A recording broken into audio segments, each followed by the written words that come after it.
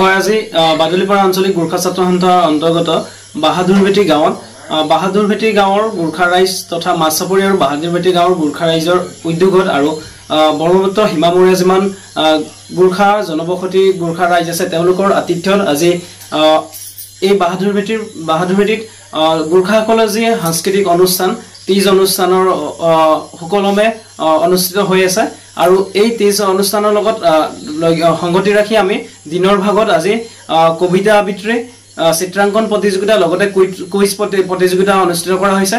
ইয়াৰ এই অঞ্চলটোৰ বিভিন্ন জাতি ধৰ্ম বৰ্ণৰ সকলো জাতি জনগোষ্ঠীৰ প্ৰায় 100জনতকৈ অধিক ছাত্ৰ ছাত্ৰীসকলে এই কবিতা আবৃত্তি চিত্ৰাংকন প্ৰতিযোগিতা লগতে কুইজ প্ৰতিযোগিতা অংশগ্ৰহণ কৰে।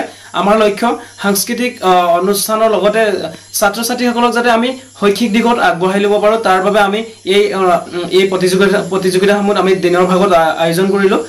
লগতে সাংস্কৃতিক সন্ধিয়াৰ আজি গীতৰ শৰাই আগবঢ়াব অংকুৰ চুবা নামৰ উদীয়মান গায়ক তেখেত দেওপানীৰ পৰা আহি আমাৰ ইয়াত ইতিমধ্যে আহি উপস্থিত হৈছেহি। তেখেতে নেপালী আৰু অসমীয়া দুইটা ভাষাতে গীত পৰিৱেশন কৰিব।